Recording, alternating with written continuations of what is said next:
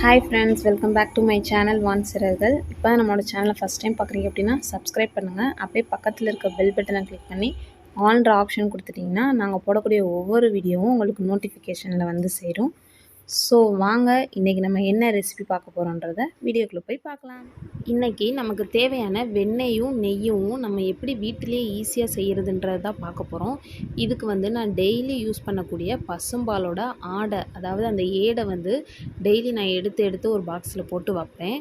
இதுக்கு வந்து நல்லா நம்மளுக்கு ஆடை பிடிக்கணும் அப்படின்னா என்ன செய்யணுன்னா, பாலை வந்து காய்ச்சி நல்லா வற்றினதுக்கப்புறமா நம்மளுக்கு தேவையானதை எடுத்துகிட்டு மீதி பாலை வந்து ஃப்ரிட்ஜில் வச்சிடணும்.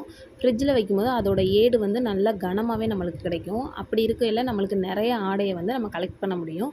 அந்த மாதிரி பண்ணோம்னா நம்ம கூடிய சீக்கிரமே நமக்கு தேவையான, அதாவது நம்ம வீட்டுக்கு தேவையான ஒரு மாதத்துக்கு தேவையான வெண்ணெயும் நெய்யும் நம்ம யூஸ் பண்ணுற பாலில் இருந்தே எடுத்துக்கலாம். வாங்க எப்படி செய்கிறதுன்றதை ஈஸியாக பார்க்கலாம். ஃபஸ்ட்டு நம்ம ஒரு பாக்ஸில் எடுத்து வச்சுருக்கக்கூடிய பாலாடையை வந்து பெரிய மிக்ஸி ஜாரில் சேர்த்துக்கலாம். இதை நம்ம வந்து காலையில் வெண்ணெயாக உருக்க போகிறோம் அப்படின்னா நம்ம நைட்டே வந்து ஃப்ரீசரில் இருந்து ஆடையை எடுத்து நம்ம கீழே, அதாவது ஃப்ரிட்ஜில் கூலிங்காக மட்டும் இருந்தால் போதும், ஃப்ரீசரில் வைக்கணுன்ற அவசியம் இல்லை. கீழ்த்தட்டில் எடுத்து வச்சுருங்க. அது வரைக்கும் அது ஃப்ரீசரில் தான் இருக்கணும். நம்ம நாளைக்கு பண்ண போகிறோம் அப்படின்னா மட்டும்தான் நாள் நைட்டு எடுத்து ஃப்ரிட்ஜில் கீழே வைக்கணும். அடுத்ததாக ஒரு டிப்ஸ் என்ன அப்படின்னு பார்த்தீங்கன்னா, நம்ம வந்து அந்த பாலாடையை வெண்ணெயை மாற்றுறதுக்கும் சரி, அந்த எடுத்த வெண்ணெயை வந்து ஒரு பாக்ஸில் போடும்போதும் சரி, இது ரெண்டுக்குமே நம்ம வந்து ஐஸ் வாட்டர் தான் யூஸ் பண்ணணும். ஸோ நம்ம அந்த பாலாடையை ஃப்ரீசர்லேருந்து எடுத்து கீழே வைக்கும் போதே நம்ம ஒரு 4 பாட்டிலில் வாட்டர் தண்ணி நெப்பி, சாதா தண்ணியை நெப்பி, நீங்கள் சமையலுக்கு எந்த தண்ணி யூஸ் பண்ணீங்களோ அந்த தண்ணியவே நெப்பி ஃப்ரீசர்லேயோ சரி இல்லை ஃப்ரிட்ஜுக்குள்ளேயோ போட்டுருங்க. அது நல்லா கூலிங் ஆகட்டும். இப்போ நம்ம ஒரு பாக்ஸில் இருக்கக்கூடிய பாலாடையை பெரிய மிக்ஸி ஜாரில் சேர்த்தாச்சு. இது கூடவே நம்ம ஐஸ் வாட்டர் ஊற்றிக்கலாம். ஐஸ் வாட்டர் வந்து அந்த மிக்ஸி ஜாரில் அந்த ஒரு கோடு இருக்குல்ல, அது வரைக்குமே நம்ம சேர்த்துக்கலாம். அதுக்கு மேலே நம்மளுக்கு அரைஞ்சு அந்த பட்டர் வரும். ஸோ இப்போ இதை வந்து நம்ம ஸ்பீடு எப்படி கொடுக்கணும் அப்படின்னா, 3ல் வச்சு அடிங்க. அடித்து ஒரு நிமிஷம் கழித்து ஓப்பன் பண்ணி பார்த்தீங்கன்னா இந்த மாதிரி க்ரீமியாக இருக்கும். நீங்கள் ஐயோ என்ன எல்லாமே இதாகிடுச்சின்னு நீங்கள் எதுவும் பயப்பட வேண்டாம். மறுபடியும் வச்சு ஹை ஸ்பீடு, அதாவது 3லேயே வச்சு அடிங்க. அடிச்சுட்டு ஓப்பன் பண்ணிங்க அப்படின்னா இப்போ அந்த க்ரீமிலேருந்து இன்னும் கொஞ்சமே திக்காக வர்றதை நீங்கள் பார்த்துருப்பீங்க. பாருங்கள், ஒரு மாதிரி கொஞ்சம் திரண்டு வந்த மாதிரிக்கு இருக்குது. இப்போ மறுபடியும் நம்ம மிக்சியை க்ளோஸ் பண்ணிவிட்டு ஹை ஸ்பீடிலே வச்சு நல்லா ஒரு 1.5 நிமிஷம் வரையும் விடாமல் நல்லா அடிங்க. அடிச்சுட்டு ஓப்பன் பண்ணி பார்த்தீங்க அப்படின்னா எவ்வளோ அழகாக வெண்ணெய் தனியாக வந்திருக்குன்னு பாருங்கள். இங்கே பாருங்கள், நான் கரண்டியில் வச்சு காட்டுறேன். சூப்பராக பந்து போல் வந்திருக்கு. இதுக்கு மெயினான டிப்ஸ் அப்படின்னு பார்த்தீங்கன்னா அந்த ஐஸ் வாட்டர் தான். இதை விட நம்ம வந்து ரூம் டெம்பரேச்சர்லேயோ இல்லை கொஞ்சம் ஹாட்டாக இருக்கிற தண்ணியோ நீங்கள் ஊற்றுறீங்க அப்படின்னா இவ்வளோ பட்டர் நம்மளுக்கு கிடைக்கவே கிடைக்காது. ஸோ கண்டிப்பாக நீங்கள் நாளைக்கு பட்டர் செய்ய போகிறீங்க அப்படின்னா நாளே தண்ணி பாட்டில் நெப்பி ஃப்ரிட்ஜில் போட்டுருங்க. இப்போ நம்ம கலெக்ட் பண்ண அந்த பட்டர் எல்லாத்தையும் ஐஸ் வாட்டரில் தான் போடணும். இதே ஹாட் வாட்டரோ இல்லை கொஞ்சம் ரூம் டெம்பரேச்சர் தண்ணியிலே போடாதீங்க. கூலிங்காக நல்லா அந்த மிக்ஸி ஜாரே பாருங்கள் எவ்வளோ ஒரு கூலிங்காக இருக்குன்னு. அந்த மாதிரி கூலிங்காக இருந்தால் மட்டும்தான் நம்மளுக்கு பட்டர் நிறையா கிடைக்கும். ஸோ நல்லா எடுத்து போட்டுக்கலாம். இது மாதிரி நம்ம வீட்டிலே செஞ்சு நம்ம கையாலே பண்ணும்போது நம்ம மனசுக்கு ரொம்பவே சந்தோஷமாக இருக்கும். இன்னொன்று என்னென்னா, நம்மளுக்கு காசும் மிச்சமாகும். அதுதான் அங்கே ஒரு மெயின் ப்ளஸ் பாயிண்ட்டே அதுதான். காசும் மிச்சமாகும், சுத்தமாகவும் இருக்கும், நம்ம மனசுக்கும் திருப்தியாகவும் இருக்கும். ஸோ கண்டிப்பாக நீங்களும் இதே மாதிரி மெத்தடில் ட்ரை பண்ணி பாருங்கள். இப்போ தான் நீங்கள் ஃபஸ்ட் டைம் செய்ய போகிறீங்க அப்படின்னாலும் எந்த ஒரு தயக்கமும் வேணாம். கண்டிப்பாக இதே மெத்தட்லேயே பண்ணுங்கள். சூப்பராக கிடைக்கும் உங்களுக்கு வெண்ணெயும் சரி நெய்யும் சரி. இந்த வீடியோ உங்களுக்கு ரொம்பவே கிளியராக இருக்கணும் அப்படின்றக்காக தான் கொஞ்சம் லென்த்தாகவே நான் எடுத்திருக்கேன். ஸோ இந்த வீடியோவை ஃபுல்லாகவே பாருங்கள். இப்போது இதில் கிடச்ச வெண்ணெய் எல்லாத்தையும் நம்ம ஐஸ் வாட்டரில் போட்டாச்சு. இது வந்து நம்மளுக்கு வேஸ்ட்டு தான். ஸோ இது நம்மளுக்கு எந்த யூஸும் இல்லை. இதை நம்ம கீழே ஊற்றிட்டு நெக்ஸ்ட் பேட்சை நம்ம இதே மாதிரியே ஆட் பண்ணிக்கலாம். இதே மாதிரி நம்ம இன்னும் 2 பாக்ஸ், இது சின்ன பாக்ஸாக இருக்கனால நான் இன்னும் 2 பாக்ஸுக்குரிய ஆடையை வந்து இது கூடவே ஆட் பண்ணிவிட்டு அதே மாதிரியே ஹை ஸ்பீடில் first round, second round, third round நம்ம அரைச்சி எல்லா பட்டரையும் எடுத்துக்கலாம். இப்படி நம்ம எல்லா பட்டரையும் எடுத்ததுக்கப்புறம் நம்ம இதை அப்படியே நெய்யாவோ வெண்ணெயாவோ வச்சிடக்கூடாது. நல்ல ஐஸ் வாட்டர்லேயே வந்து ஒரு 2 தடவை 3 தடவை அலசி எடுத்தோம் அப்படின்னா நம்ம நெய்யாக உருக்கும் போதும் அதில் கீழே மண்டி வந்து நிறைய வராது. சுத்தமான நெய்யாக நல்லா ஈஸியாக கிடைக்கும்.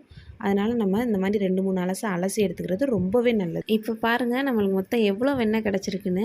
எனக்கு ரொம்பவே சந்தோஷமாக இருக்குது. இதை வந்து நான் மொத்தமாக நெய்யாக காய்ச்ச போகிறதில்ல. பாதியை வந்து நான் பட்டராகவே எடுத்து வச்சுக்கிற போகிறேன். குழந்தைங்களுக்கு ஏதாச்சும் ரெசிபி பண்ணி கொடுத்துக்கலான்ட்டு. மீதி பாதியை நம்ம எப்படி நெய்யாக காய்ச்சறதுன்ட்டு வாங்க பார்க்கலாம். இப்போ நம்ம பாதி வெண்ணெயை மட்டும் ஒரு பாத்திரத்தில் சேர்த்துக்கலாம். நம்ம நெய் காய்ச்சறதுக்கு வந்து எப்பயுமே வந்து சின்ன பாத்திரமாக எடுக்கக்கூடாது. கொஞ்சம் அகண்ட பாத்திரமாகவும் கொஞ்சம் பெரிய பாத்திரமாகவும் எடுத்துக்கோங்க. ஏன்னா அந்த வெண்ணெய் வந்து பொங்கி வரும் மேலே. பொங்கி வரும்போது கீழே ஃபுல்லாக சிந்துறதுக்கு நிறைய வாய்ப்பு இருக்குது. அதனால் எப்போவுமே பெரிய பாத்திரமாகவே எடுத்துக்கோங்க. இப்போது அந்த வெண்ணெய் எல்லாமே நல்லா கரையட்டும். தீயை வந்து சிம்மிலே வச்சுக்கோங்க. கூட்டி வச்சிங்க அப்படின்னா நம்மளுக்கு அந்த நெய்யோட ஒரிஜினல் மணம் வந்து கிடைக்காது. ஸோ நம்ம வந்து லோ ஃப்ளேம்லேயே வச்சு இந்த வெண்ணெய் எல்லாத்தையும் உருக்கிக்கலாம். நம்ம இந்த மாதிரி கிண்டி விடும்போது கொஞ்சம் வேகமாகவே கரைஞ்சிடும். இப்போ பாருங்கள், நல்லா கரைஞ்சிருச்சு. நல்லா நுரை கட்டி வர ஆரம்பிச்சிருச்சு. இந்த சொன்ன மாதிரியே பொங்குது பார்த்தீங்களா? அதனால தான் நம்ம பெரிய பாத்திரமாக எடுத்துக்கிறணும். இது எல்லாத்தையுமே நம்ம நல்லா கலந்து விட்டுறலாம். தீ வந்து சிம்மிலே தான் இருக்கணும். இதை வந்து மேலே வர வர அந்த சைடில் இருக்கிறது எல்லாத்தையுமே நம்ம அதோட மிக்ஸ் பண்ணி விடணும். அப்படி இல்லை அப்படின்னா சுற்றி மட்டும் கரிஞ்சு போயிடும். அப்போ அந்த நெய்யோட வாசனை வந்து ஒரு மாதிரியாக நம்மளுக்கு தீஞ்ச ஸ்மெல் வர ஆரம்பிச்சிடும். அதனால் நம்ம அது எல்லாத்தையுமே சேர்ந்து மொத்தமாக கலக்கி இந்த மாதிரி விடுங்க. இப்போ பாருங்கள், அந்த நுரையெல்லாம் வந்து அடங்கி இப்போ அந்த ஒயிட் கலரில் தெரிகிறது எல்லாம் தான் வேஸ்ட்டு. மற்றபடி அந்த சைடில் கொஞ்சம் நெய் பிரிஞ்சு வருது பார்த்தீங்களா? சைடில் இருக்கிறது நெய். இப்போ அந்த ஒயிட் வந்து நல்லா கொஞ்சம் செவந்து, அதாவது முருகின மாதிரி வந்து அது அடியில் போய் தங்கிக்கிறோம். அது வரைக்கும் நம்ம சிம்மிலே வச்சு கொதிக்க விடலாம். இந்த நெய் காய்ச்சறதுக்கு எனக்கு வந்து 20லேருந்து 25 நிமிஷம் ஆச்சு. ஆனால் இது உங்களுக்கு நான் மொத்த வீடியோவே வந்து 8 நிமிஷத்துக்குள்ளே தான் கொடுத்துருக்கேன். இதில் நான் பட்டர் எடுத்த டைம் வந்து தனி. இதை எதுக்காக சொல்கிறேன் அப்படின்னா, நம்ம மாதத்தில் ஒரு நாள் இந்த மாதிரி ஒரு அரை மணி நேரமோ 3/4 மணி நேரமோ ஸ்பெண்ட் பண்ணுறதுனால ஒரு மாதத்துக்கு தேவையான பட்டரும் நெய்யும் நம்மளுக்கு ஈஸியாக நம்ம கையாலே பண்ணது கிடைக்கிது. ஸோ அதுக்கு தான் நான் சொன்னேன். கண்டிப்பாக நீங்கள் இந்த இதை ட்ரை பண்ணி பாருங்கள். இப்போ பாருங்கள், மேலே அந்த ஒயிட் கலரில் இருந்த வேஸ்ட் எல்லாமே அடியில் போய் நெய் எல்லாமே மேலே வந்துடுச்சு. இப்போ வந்து நம்மளுக்கு சூப்பராக நெய் வந்து தயாராகிடுச்சு. இப்போ நம்ம லாஸ்ட்டாக என்ன பண்ண போகிறோம் அப்படின்னா, முருங்கைக்கீரை தான் நம்ம இது கூட ஆட் பண்ண போகிறோம். சப்போஸ் உங்களுக்கு முருங்கைக்கீரை கிடைக்கல அப்படின்னா கருவேப்பிலை கூட ஆட் பண்ணலாம். ஆனால் முடிஞ்ச வரை முருங்கைக்கீரை ஆட் பண்ணல அதோட ஸ்மெல்லு, நெய்யோட ஸ்மெல்லு வந்து இன்னுமே கூட கிடைக்கும் நம்மளுக்கு. அடுத்த டிப்ஸாக நம்மளுக்கு நெய் வந்து மணலாக கிடைக்கிறதுக்கு இது கூடவே நம்ம 1 டேபிள் ஸ்பூன் அளவுக்கு மோர் ஆட் பண்ணிக்கலாம். இது ரெண்டும் ஆட் பண்ணதுக்கப்புறம் நல்லா அந்த சலசலப்பெல்லாம் அடங்கி வந்ததுக்கப்புறமா நம்ம ஸ்டவ்வை ஆஃப் பண்ணிவிட்டு இந்த மாதிரி சூடாக இருக்கையிலே நம்ம ஃபில்ட்ரு பண்ணி எடுத்துக்கலாம். இப்போது இங்கே வீடு ஃபுல்லு நெய்யோட வாசனை சும்மா ஜம்முன்னு இருக்குது ஃப்ரெண்ட்ஸ். நீங்கள் கண்டிப்பாக ட்ரை பண்ணி பாருங்கள். இதை நல்லா நம்ம அழுத்தி விட்டு இதை எடுத்துக்கலாம். ஃபில்டர் பண்ண நெய் வந்து ஆறுனதுக்கப்புறமா இந்த மாதிரி ஒரு பாட்டிலில் ஊற்றி வச்சுக்கிட்டேன். இப்போ பாருங்கள், மறுநாள் நம்மளுக்கு நெய் எவ்வளோ திக்காக கிடச்சிருக்கு அப்படின்னு. இந்த மாதிரி பாட்டிலில் ஊற்றி ஸ்டோர் பண்ணும்போது நம்மளுக்கு 6 மாதம் வரைக்கும் கெடாமல் இருக்கும். அது போக நம்ம யூஸ் பண்ணும்போது ஒவ்வொரு தடவையும் நம்ம கையிலையும் சரி ஸ்பூனும் சரி ஈரம் இல்லாமல் பார்த்துக்கிறணும்.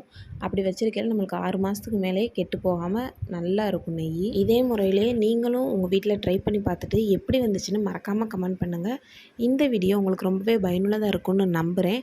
பிடிச்சிருந்தா சின்னதாக ஒரு லைக் பண்ணுங்கள். உங்களோட ஃப்ரெண்ட்ஸ் அண்ட் ஃபேமிலிக்கு ஷேர் பண்ணுங்கள். நெக்ஸ்ட்டு ஒரு சூப்பரான ரெசிபியோடு உங்கள் எல்லோரையும் மீட் பண்ணுறேன்.